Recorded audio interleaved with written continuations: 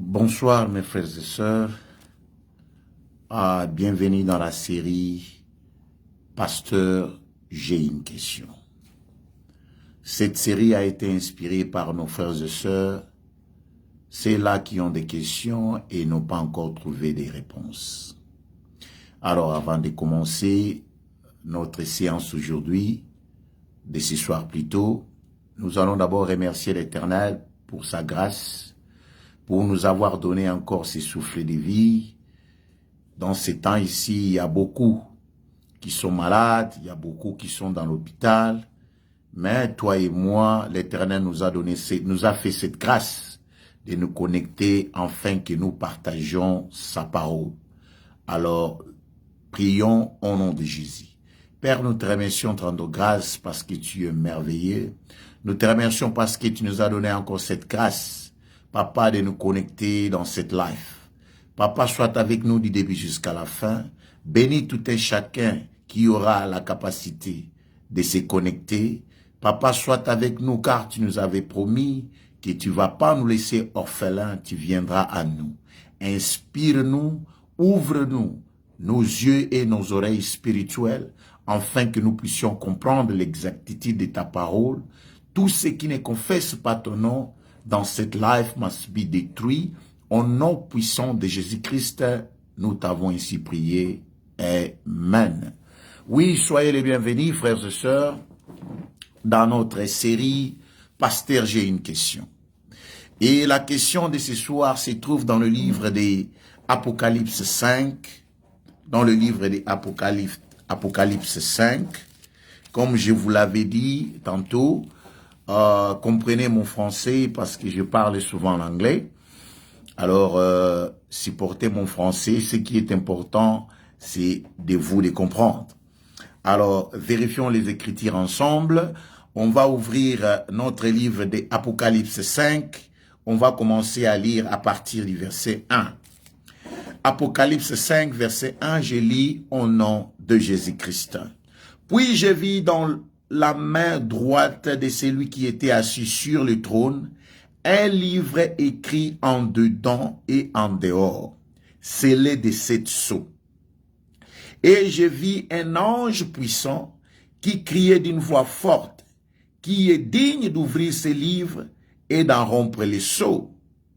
Et personne dans le ciel, ni sur la terre, ni sous la terre, ne put ouvrir les livres, ni les regarder.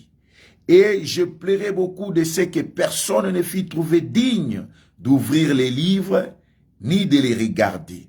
Et l'un des vieillards me dit, ne pleure point, voici les lions de la tribu de Juda, les rejetons de David, a vaincu pour ouvrir les livres, et c'est 7 sceaux. Amen. Maintenant, la question est la suivante. Le frère a posé la question de savoir quel est cet livre ici, surtout dans le verset 3. Et personne dans le ciel, ni sur la terre, ni sous la terre ne put ouvrir les livres, ni les regarder. Quel est ce livre que personne ne put ouvrir, ni les regarder? Voilà la question d'aujourd'hui. Amen. Alors, pour trouver quel est ce livre dont on parle ici dans l'Apocalypse 5, verset 3, nous allons aussi ouvrir d'abord, parce que la Bible s'interprète elle-même. Comme j'ai toujours dit, on n'a pas besoin de dictionnaire pour définir un mot ou comprendre l'essence de l'écriture. Nous ouvrons encore les livres de Apocalypse 3. Apocalypse 3, lisons le verset 5. Apocalypse 3, verset 5. Je lis au nom de Jésus. Celui qui vaincra sera revêtu ainsi de vêtements blancs. Je n'effacerai point son nom du livre de vie. Et je confesserai son nom devant mon Père et devant ses anges. tu vas comprendre que les livres de l'Apocalypse 5, verset 3, les livres que personne ne pouvait ouvrir ni regarder, c'est le même livre. Amen. C'est le même livre. En d'autres termes, cet livre-là, c'est le livre de vie. Amen. Le livre de l'Apocalypse 5, verset 3, que personne ne pouvait ouvrir ni regarder, c'est aussi le livre de vie. Amen. Alors, comme c'est aussi le livre de vie, la question est que le livre en question était fermé. Mais quand est-ce que ce livre de vie était fermé? Parce que personne ne pouvait l'ouvrir. En d'autres termes, le livre était fermé.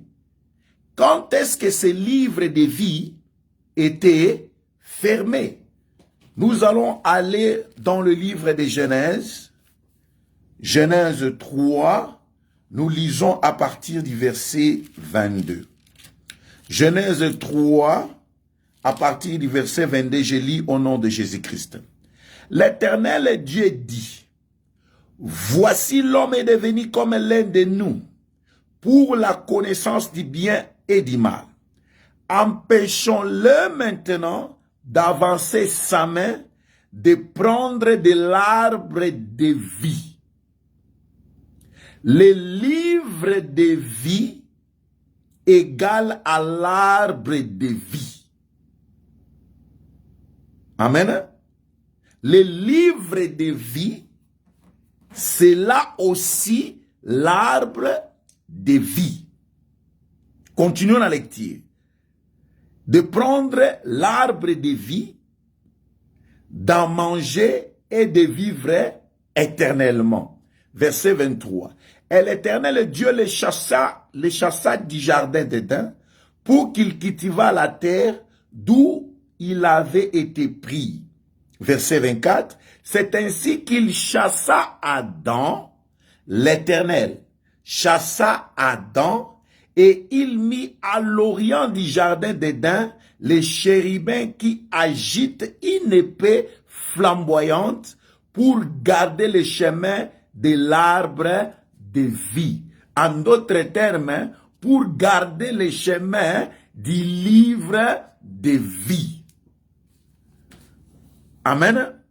D'où c'est l'Éternel qui avait fermé le livre de vie. C'est l'Éternel qui avait fermé le chemin de la vie. C'est l'Éternel qui avait chassé Adam et Ève afin qu'ils ne vivent plus éternellement. Amen.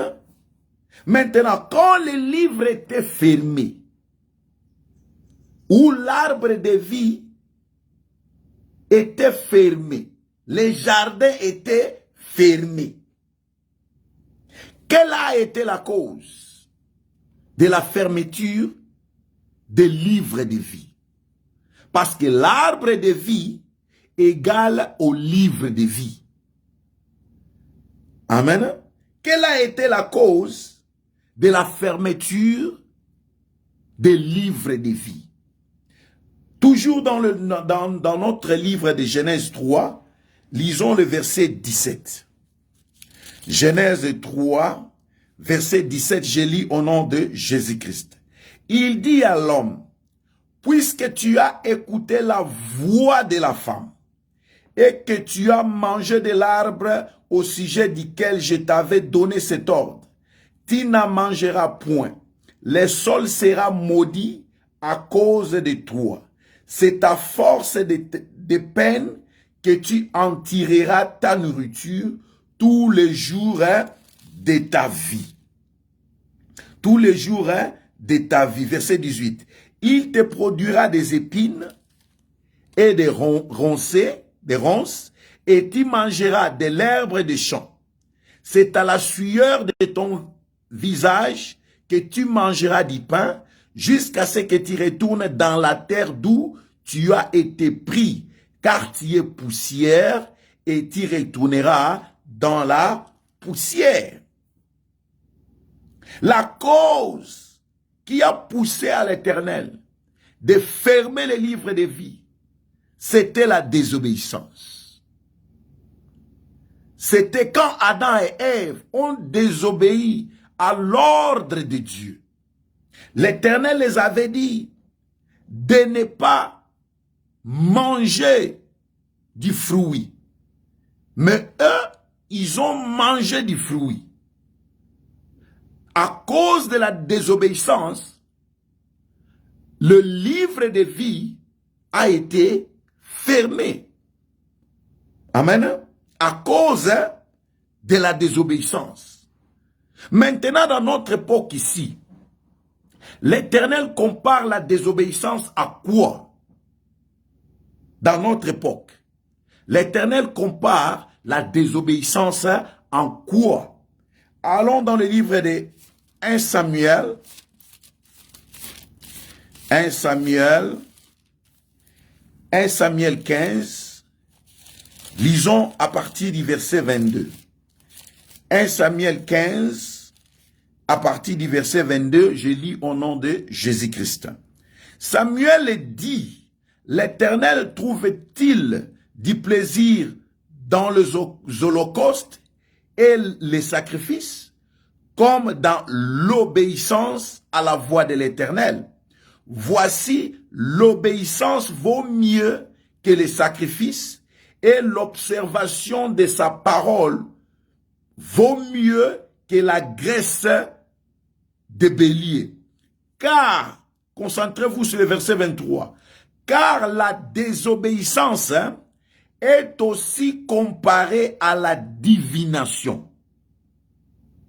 Amen.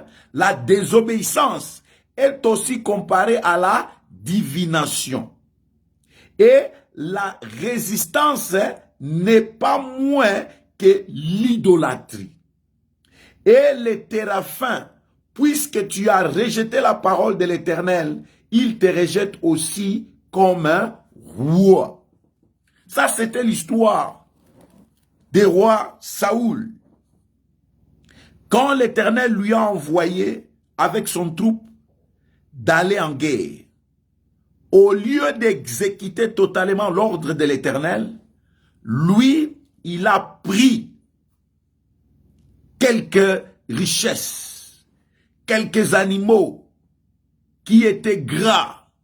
Il a dit qu'il a pris cela pour les offrir à l'Éternel.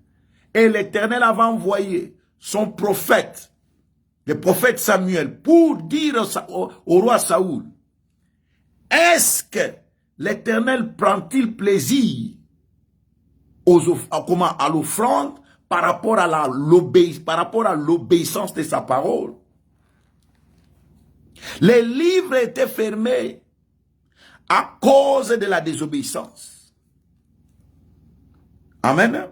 Les livres, j'ai dit, étaient fermés, les livres de vie étaient fermés à cause de la désobéissance. Et pas seulement que Adam et Ève ont désobéi, rentrons d'abord pour voir quel a été le mot que l'Éternel a utilisé pour manifester sa mécontentement envers Adam. Genèse 3, à partir du verset 17. L'Éternel dit ceci. Il dit à l'homme, puisque tu as écouté la voix de la femme. Le problème a commencé quand Adam s'est permis d'écouter la voix ou les ordres de la femme.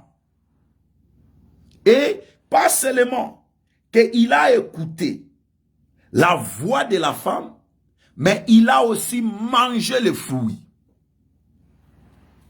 Il a écouté la voix de la femme et il a exécuté l'ordre qu'il avait reçu de la femme. Et ça, c'est une chose très grave devant l'Éternel. Et les églises d'aujourd'hui, le pasteur sont en train d'écouter la voix de la femme. C'est pourquoi vous les voyez. Ils sont là, assis avec leurs femmes. Vous les voyez dans les affiches avec leurs femmes. Pourquoi? Parce qu'ils sont en train d'écouter la voix de la femme. Et l'Éternel a dit à Adam, le problème que j'ai eu contre toi, c'est parce que tu t'es permis d'écouter. Pas seulement d'écouter, mais d'exécuter les ordres de la femme. Amen. Aujourd'hui, les églises sont conduites par des mamans pasteurs. Ce qu'elles disent, c'est ce qui se fait. Amen. Et quand nous prêchons comme ça, ils se révoltent contre nous. Mais nous ne prêchons que la vérité. Ce n'est pas moi, c'est la Bible. L'Éternel a dit à Adam, parce que tu t'es permis d'écouter, au lieu d'écouter ma voix, mais toi tu as écouté la voix de la femme. Amen. Qu'est-ce que la voix de la femme représente? Ça, c'était notre enseignement. Amen. Aujourd'hui, les églises sont conduites par des mamans pasteurs. Vous allez les voir.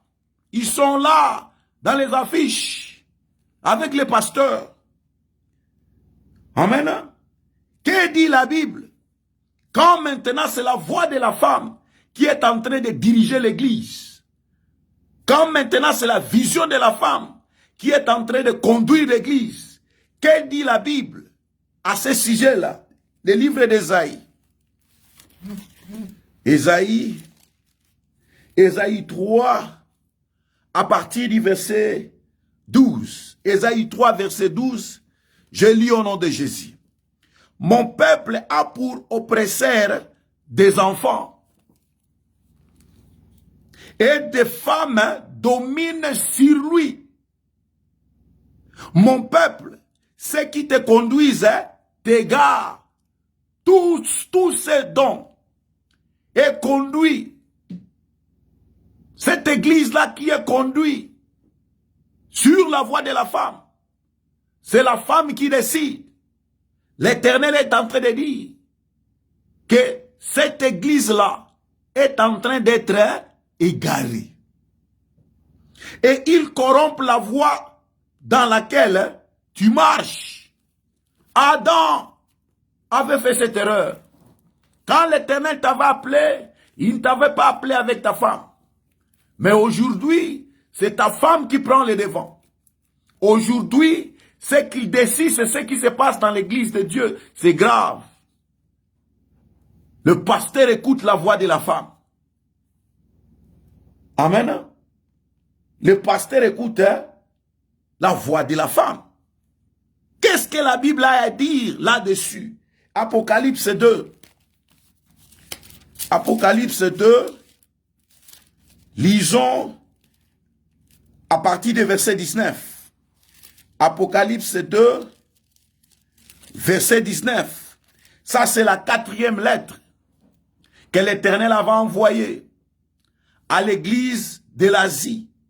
Comme je vous l'avais dit précédemment, que ici dans ce monde, nous n'avons que 7 sortes d'églises. C'est pourquoi il y a 7 lettres. Examinez seulement ces lettres, vous allez situer quel genre d'église êtes-vous. Amen. Parce que toute la terre n'a que 7 églises, 7 sortes d'églises. Examinez ces lettres que l'Éternel avait envoyées comme complainte, comme avertissement aux étoiles qui sont des pasteurs, aux étoiles qui sont des visionneurs. Ces lettres n'étaient pas écrites aux croyants. Je vous avais déjà prêché là-dessus. Amen. Veillons voir qu'est-ce que l'Éternel a dit à ces églises-là qui qui sont conduits par des femmes. Dieu a dit à Adam, parce que tu as écouté la voix de la femme, pas seulement écouté la voix de la femme, mais parce que tu as exécuté ses ordres. Et qu'est-ce que l'Éternel a dit dans le lettre qu'il a envoyé dans l'un des églises qui écoute la voix de la femme? Apocalypse 2, à partir du verset 19. C'est l'Éternel qui parle. Je connais tes œuvres. Ça, c'est la 4e lettre à la 4e sorte de l'église.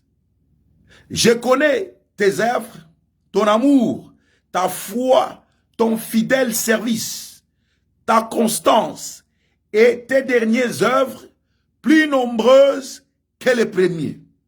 L'Éternel se souvient que quand l'Éternel a appelé cet homme de Dieu, voilà les œuvres que cet homme de Dieu manifestait. Il marchait dans la crainte de l'Éternel. Mais écoute, là où les problèmes commencent, comme Adam, quand Adam avait commencé, tout était bien. Amen.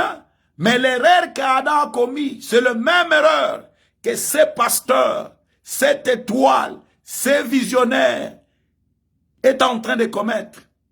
L'Éternel dit, verset 20, mais ce que j'ai contre toi, c'est que tu laisses la femme Jézabel, qui se dit prophétesse, enseigner et séduire mes serviteurs.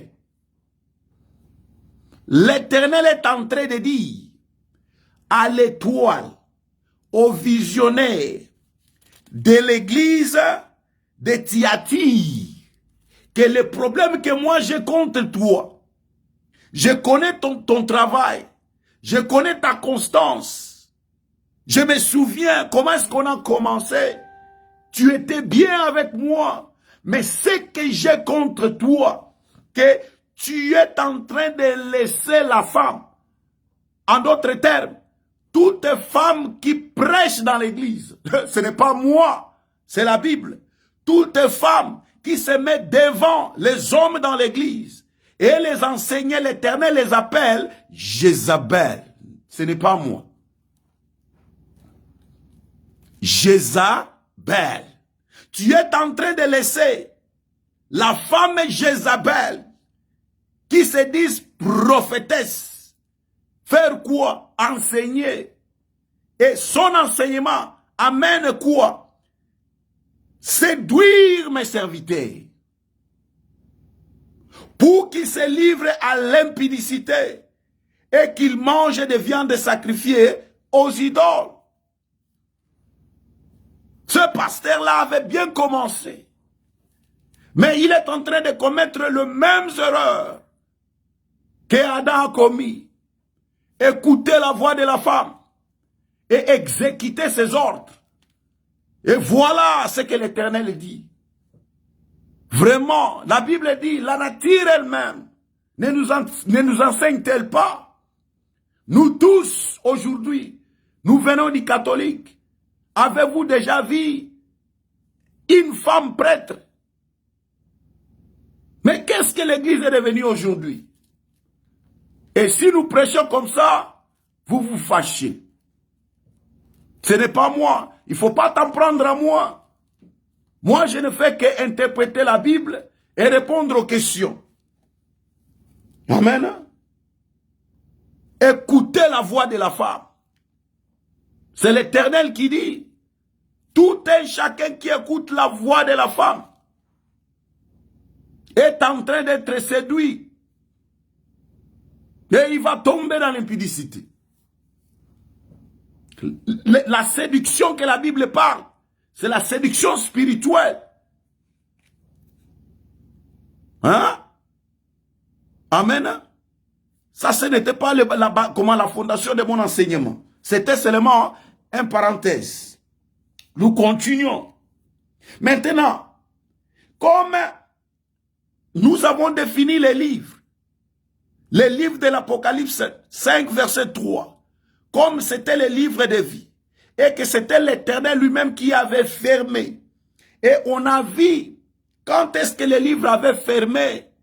C'est quand Adam et Ève ont désobéi à la voix de Dieu, c'est alors que le livre de vie ou l'arbre de vie ou l'entrée dans le jardin d'Éden a été fermée. Amen. A été comment? Fermée. La question qu'on doit se poser maintenant, pourquoi il n'y avait personne qui était digne d'ouvrir ou de regarder les livres? Pourquoi il n'y avait personne? Amen. Et pour comprendre cela, nous allons lire dans le livre de Jean. Dans le livre de Jean 3, pourquoi il n'y avait personne qui était capable d'ouvrir les livres ou de les regarder. Jean 3, lisons à partir du verset 5. Jean 3, verset 5, je lis au nom de Jésus-Christ. Jean 3, verset 13 plutôt. Je lis au nom de Jésus-Christ. Personne n'est monté au ciel, si ce n'est celui qui est descendu du ciel, le Fils de l'homme qui est dans le ciel. Personne n'est monté au ciel, si ce n'est celui qui est descendu du ciel, le Fils de l'homme qui est dans le ciel. Amen. Il n'y avait personne, la Bible dit, dans le ciel, sur la terre et sous la terre, qui était digne d'ouvrir les livres, ni de les regarder. Pourquoi? Parce qu'il n'y avait qu'une seule personne. C'est la personne qui est au ciel, qui était descendue et qui était allée au bas fond de la terre. C'est seulement cette personne-là qui pouvait ou qui était capable ou qui connaissait comment ouvrir les livres. Pourquoi est-ce que les livres, pourquoi est-ce qu'il y avait personne capable d'ouvrir les livres, ni de les regarder? Apocalypse 2. Apocalypse 2. Apocalypse 2. Lisons le verset 7. Apocalypse 2, verset 7. Je lis au nom de Jésus-Christ. La Bible nous dit ceci. Que celui qui a des oreilles, entende ce que l'Esprit dit aux églises. Non, Apocalypse 2, verset 7, ce n'est pas le verset que je suis en train de chercher. Veillons voir. Non, Apocalypse 3, verset 7. La Bible dit ceci. Nous sommes en train d'essayer de trouver pourquoi il y avait personne qui était capable d'ouvrir les livres et les regarder. Alors nous ouvrons le livre de Apocalypse 3, verset 7. Écrit à l'ange de l'église de Philadelphie. Voici ce que dit le saint, le véritable, celui qui a la clé de David, celui qui ouvre et personne ne fermera, et celui qui ferme, personne n'ouvrira. Voilà la raison majeure pour laquelle personne ne pouvait ouvrir les livres et les regarder. Parce que la personne qui avait fermé les livres, c'était la même personne qui connaissait comment l'ouvrir et c'était la même personne qui avait la clé. Amen.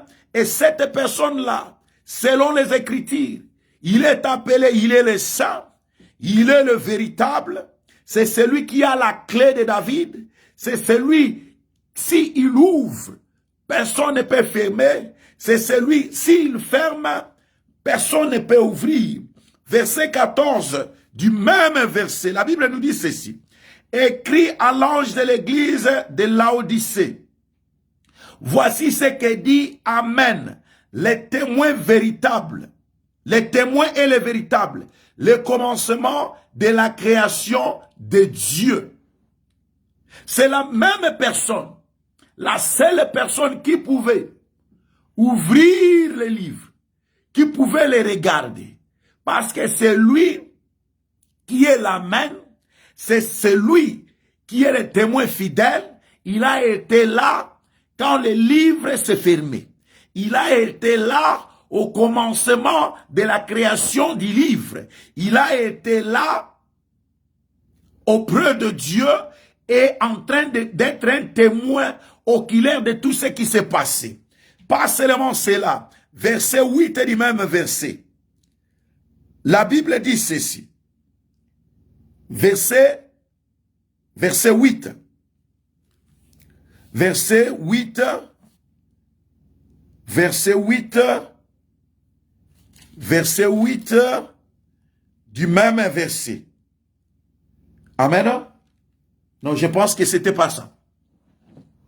Nous venons de voir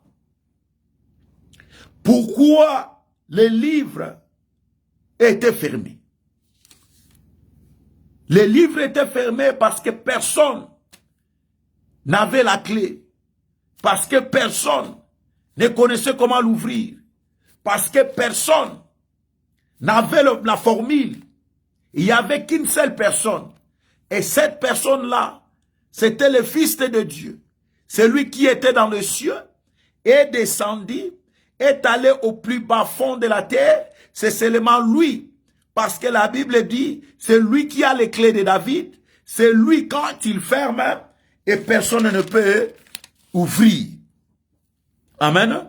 Alors, pas seulement que les livres de l'Apocalypse 3, l'Apocalypse 5, verset 3, est aussi le livre de la vie. Amen. Mais qu'est-ce que les livres représentent aussi? Qu'est-ce que les livres représentent aussi? Ésaïe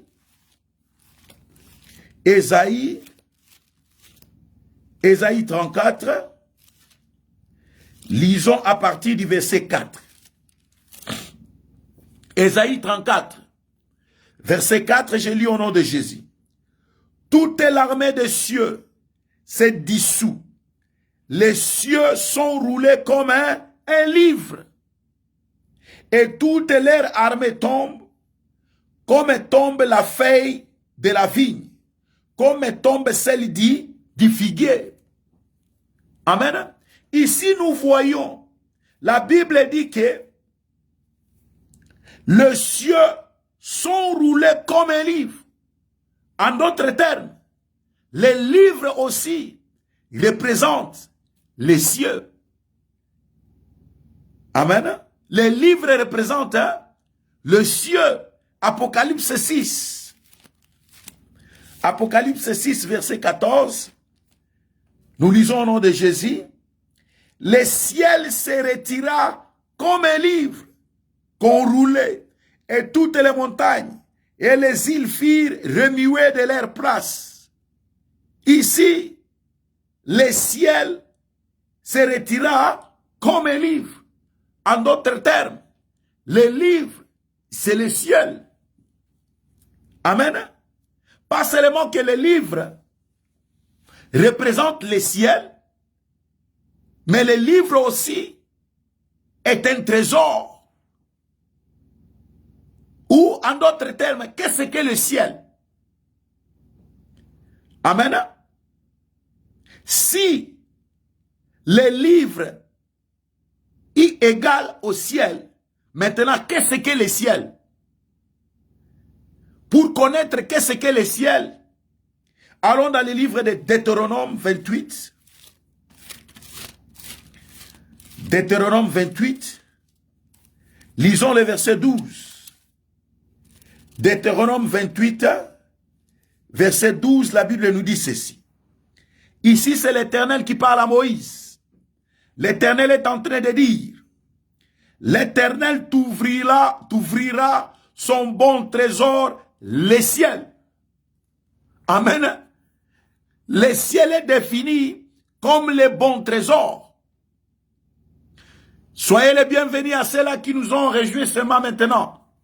Nous sommes en train d'essayer de comprendre quel est le livre, que la Bible nous parle dans le livre de Apocalypse 5, verset 3. Le livre par lequel personne n'était capable d'ouvrir ni de fermer. Quel est ce livre-là? C'est la question que nous sommes en train. C'est la question que nous sommes en train de répondre maintenant. Amen. Les livres. Quel est ce livre dont la Bible nous parle? Alors nous avons trouvé que les livres dont l'Éternel parle, c'est les livres de vie. Pas seulement que c'est les livres de vie, mais aussi les livres là est aussi appelé les ciels. Amen. Et maintenant nous sommes en train de définir qu'est-ce qu'est les ciels.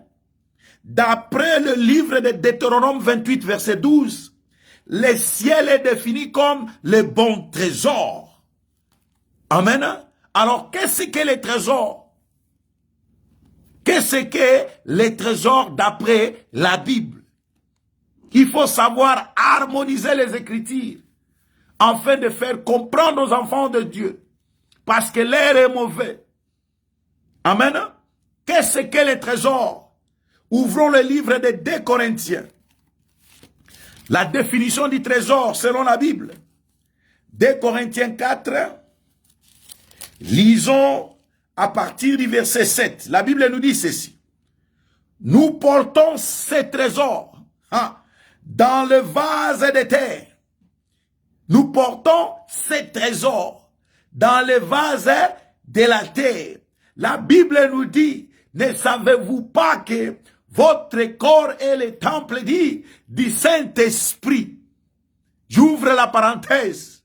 Amen. Pour ceux-là qui ont des yeux, ils ont déjà compris. Nous portons ces trésors dans cette vase de terre, afin que cette grande puissance soit attribuée à Dieu et non pas à nous.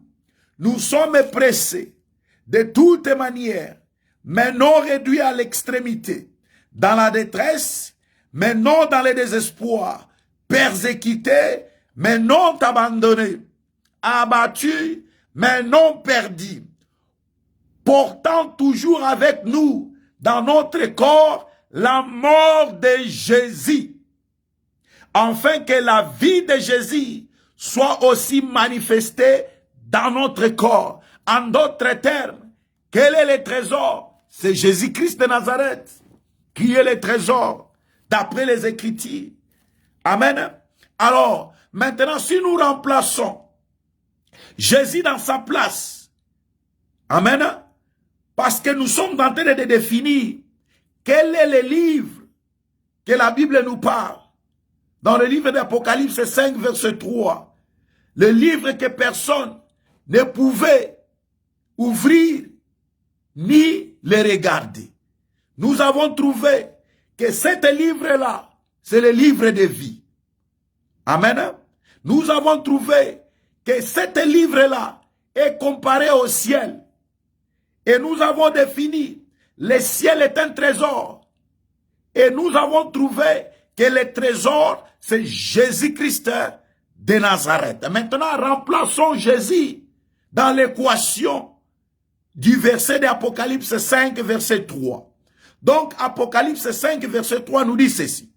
Et personne dans les cieux, ni sur la terre, ni sous la terre, ne peut révéler, nous présenter, nous expliquer les mystères du livre de vie, de bons trésors, qui est Jésus-Christ.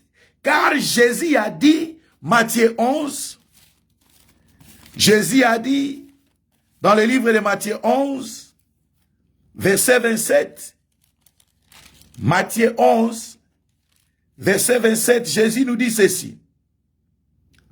Toutes choses m'ont été données par mon Père, et personne ne connaît le Fils, si ce n'est le Père.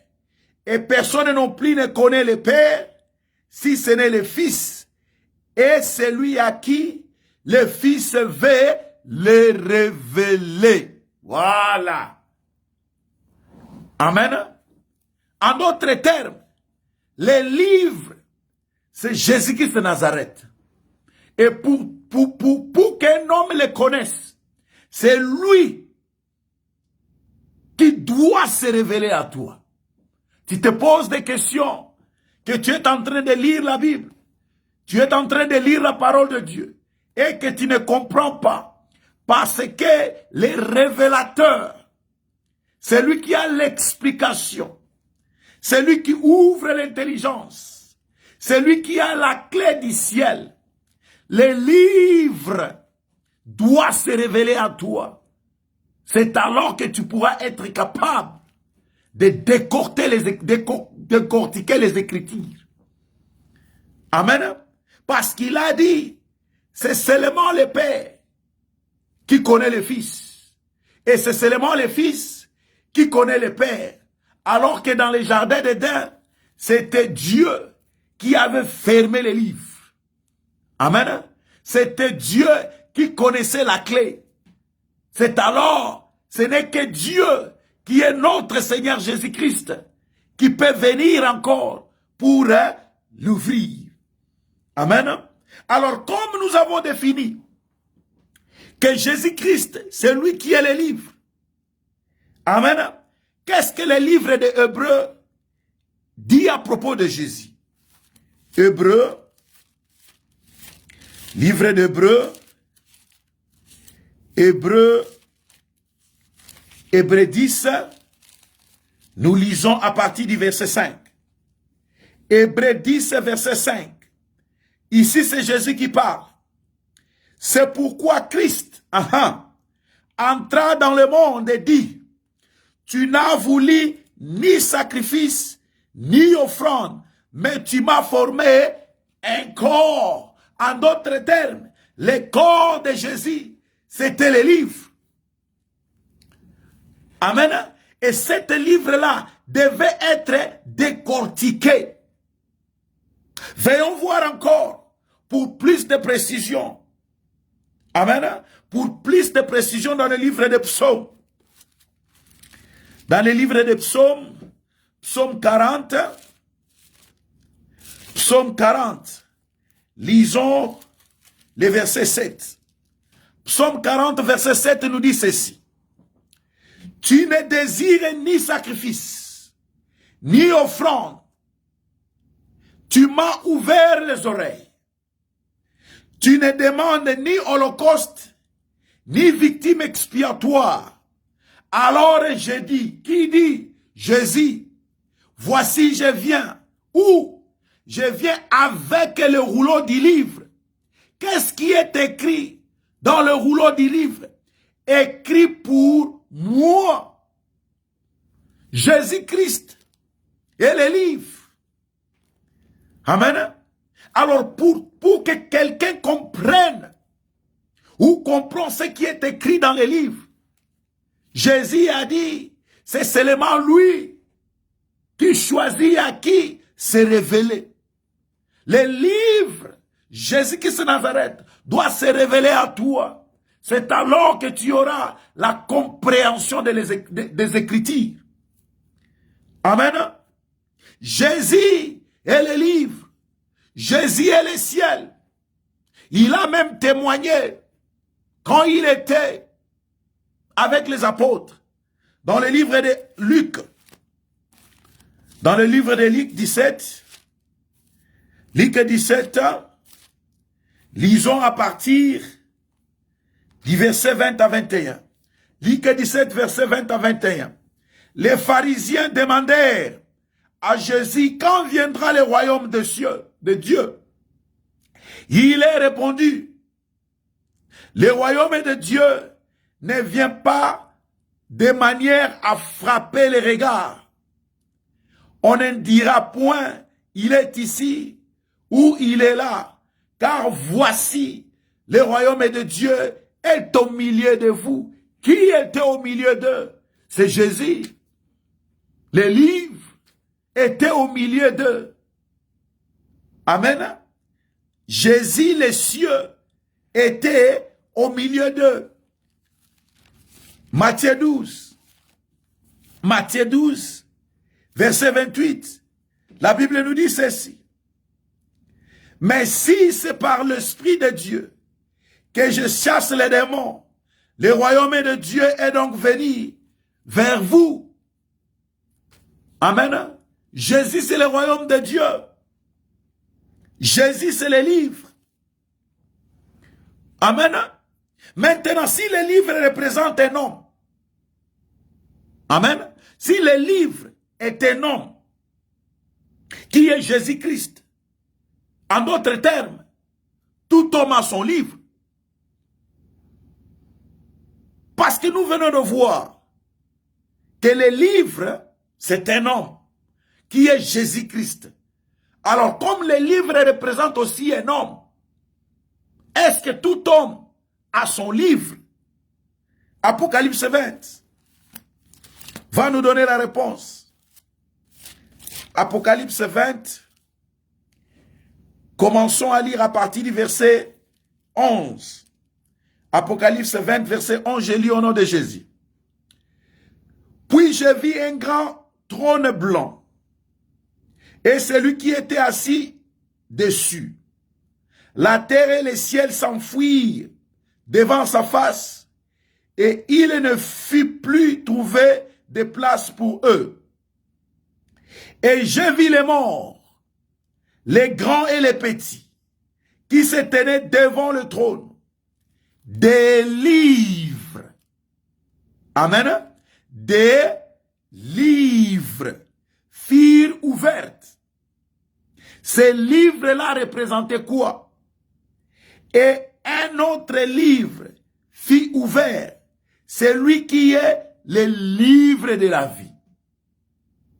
Et les morts firent juger selon leurs œuvres, d'après ce qui était écrit dans ces livres. Mon frère, ma soeur, toi qui me suis maintenant, tu dois savoir que tu as un livre. Ta vie est un livre. Et c'est toi qui es en train d'écrire. Et l'écriture qui est dans tes livres, dans ton livre plutôt, c'est ton comportement, c'est tes œuvres. Tout ce que tu es en train de faire est écrit. Et en ce jour-là, quand nous serons devant Jésus, quand l'agneau va rentrer, tu vas présenter ton livre. Toutes les actions que tu es en train de faire est écrit dans ce livre-là. La question à te poser, est-ce que ton nom est écrit dans le livre de vie? Parce que toi, tu es un livre, mais il y a un livre de vie, un livre de référence, un livre qu'on va se mesurer avec.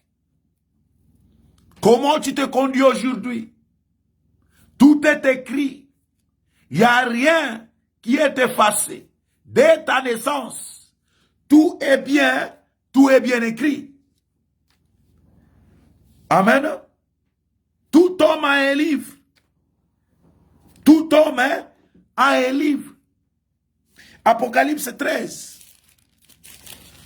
Apocalypse 13, verset 8. La Bible nous dit ceci. Et tous les habitants de la terre l'adoreront. C'est dont le nom n'a pas été écrit dès le commencement du monde dans le livre de vie de l'agneau qui était immolé. Voilà une autre vérité. Notre nom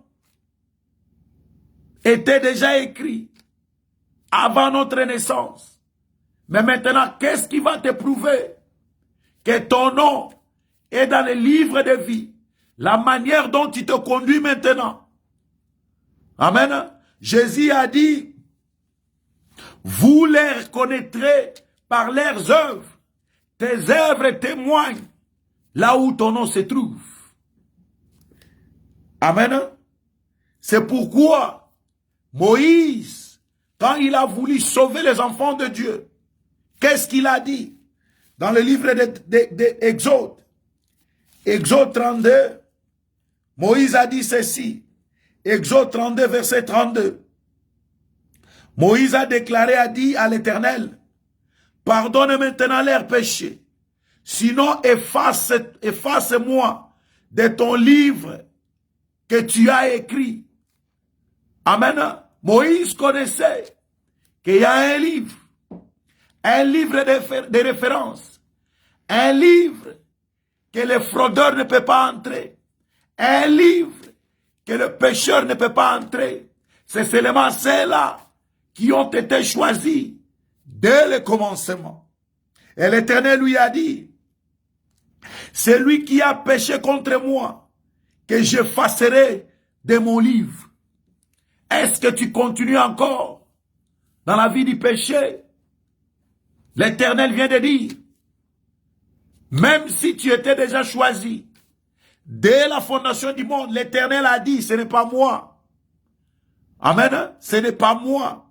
L'Éternel dit à Moïse, c'est celui qui a péché contre moi que j'effacerai de mon livre. Va donc, conduis le peuple, où je t'ai dit, voici mon ange marchera devant toi, mais au jour de ma vengeance, je le punirai de leurs péchés. Amen. Est-ce que continues-tu encore dans la vie du péché? Tu es en train de courir ta vie. Tu vas manquer le temps. Ton nom risque d'être effacé dans le livre de Dieu, dans le livre de vie. Parce que tu as un livre, parce que tu es un livre. Et ton comportement et tout ce que tu es en train de faire est mentionné dans ce livre-là. Il n'y aura pas la corruption. Dieu lui-même aura le marqueur. Il y aura le bic rouge en train de corriger, de comparer ton comportement par rapport à le livre de vie. Amen. Mais maintenant, qu'est-ce que les livres correspondent aujourd'hui? Les livres, ça correspond à quoi aujourd'hui? Amen. Pour connaître cela, qu'est-ce que les livres représentent aujourd'hui? C'est dans le livre de Jean. Dans le livre de Jean, Jean 17, Jésus-Christ a dit quelque chose. Qu'est-ce que les livres représentent aujourd'hui? Jean 17, verset 8. Nous lisons au nom de Jésus. Car je leur ai donné les paroles que tu m'as données. Et ils ont reçu. Et ils ont vraiment connu que je suis sorti de toi. Et ils ont cru que tu m'as envoyé.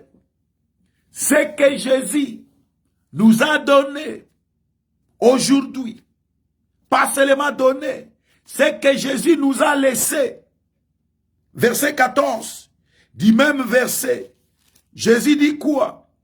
Je leur ai donné ta parole. Amen. Jésus nous a donné la Bible. Jésus nous a donné sa parole. Je leur ai donné ta parole. Et le monde les hait.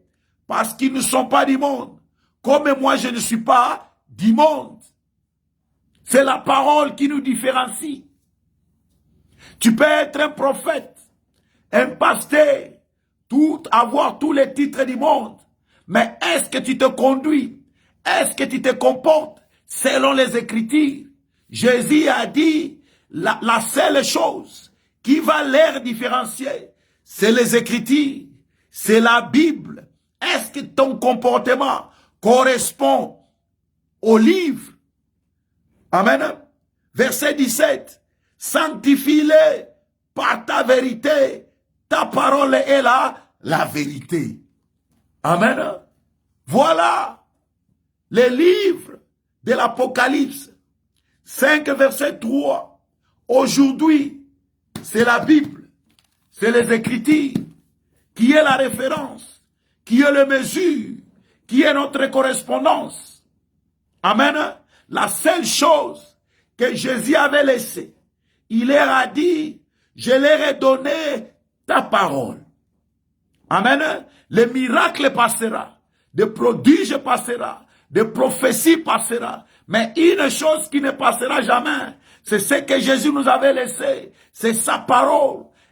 Est-ce que te comportes-tu selon les Écritures? Pose-toi cette question. Amen. Ce qui est étonnant aujourd'hui, vous allez voir dans les églises, Ils ont 4 et 5 heures du temps de prière. Mais combien de temps consacrez-vous aux Écritures? Combien de temps avez-vous aux Écritures? Chanter, tout le monde peut chanter. C'est pourquoi aujourd'hui, les croyants, leur vie ne change pas. Pourquoi? Ils sont cochocorés. Ils ont la malnutrition. La malnutrition de quoi? De les Écritures. La nourriture n'est pas suffisante dans leurs âmes. Amen. Jésus nous a laissé une chose, sa parole. Combien de temps consacrez-vous dans sa parole? Et Dieu avait dit, quand Moïse est parti, il a dit à Josué, mon fils, tu veux réussir, je vais te donner les secrets du succès. Quel a été le secret du succès que Dieu avait donné à Josué? Le livre de Josué, Josué 1, lisons à partir du verset 8. La Bible nous dit ceci, que ce livre de la loi, que la Bible, que la parole de Dieu, que ce livre de la révélation, que ce livre qui représente Jésus, c'est un livre qui a été dès le commencement. Parce que la Bible nous dit, au commencement était quoi? La parole. La parole était au commencement. S'il y a quelque chose qu'on doit consacrer notre vie, qu'on doit dépenser notre vie, qu'on doit prendre beaucoup de temps pour nourrir les enfants de Dieu, c'est la parole. C'est la parole. Les enfants de Dieu ont besoin de la nourriture. Et la nourriture, c'est la parole de Dieu. Vous consacrez combien de heures de la parole dans vos églises? Amen. Vous consacrez combien de temps? 20 minutes. C'est pourquoi les croyants sont des cochocorés. C'est pourquoi les croyants ont des grosses têtes. Ils ne peuvent pas marcher. Pourquoi? Ils ont la malnutrition. Le manque de la nourriture, qui est la parole de Dieu. Alors que tout a été créé par la parole de Dieu. Jésus nous a laissé une chose seulement. Il a dit, je leur ai donné ta parole. Et Dieu a dit à Josué que ce livre de la loi ne s'éloigne point de ta bouche. Médite-les jour et nuit pour agir fidèlement selon tout ce qui est écrit. C'est alors que tu auras du succès dans tes entreprises. C'est alors que tu réussiras. Amen. Voilà les enfants de Dieu. S'il y a quelque chose à consacrer nos vies, c'est les Écritures. Parce que les miracles passeront, les prodiges passeront. La seule chose que Jésus nous a laissée, c'est sa parole. Il n'y a que la parole qui nous distingue. Car Jésus a dit, vous les reconnaîtrez dans leur comportement, dans leurs fruits. Est-ce que le fruit que vous produisez, c'est le fruit de la parole ou c'est le fruit du monde? Amen. Voilà, les enfants de Dieu. J'ai répondu à la question et on va se voir les jeudis à 20 h ici sur Facebook. C'est la série Pasteur. J'ai une question. Si vous avez des questions, envoyez vos questions et par la grâce de Dieu, on va les répondre. Que l'Éternel, le Dieu d'Abraham, d'Isaac et Jacob, vous bénisse. Père éternel, nous te remercions parce que tu as été avec nous du début jusqu'à la fin. Merci pour l'inspiration. Bénis tout un chacun qui a pris du temps, Seigneur, pour être connecté. Ceux-là qui ont des problèmes, donne des solutions, Seigneur. Ceux-là qui sont malades, guéris-les par ta puissance, Seigneur. Quand nous allons nous revoir encore, nous n'allons pas t'oublier, Seigneur, nous allons te remercier. Nous recommandons les restes de la soirée entre tes mains saints, au nom puissant de Jésus-Christ. Amen. Que l'Éternel vous bénisse.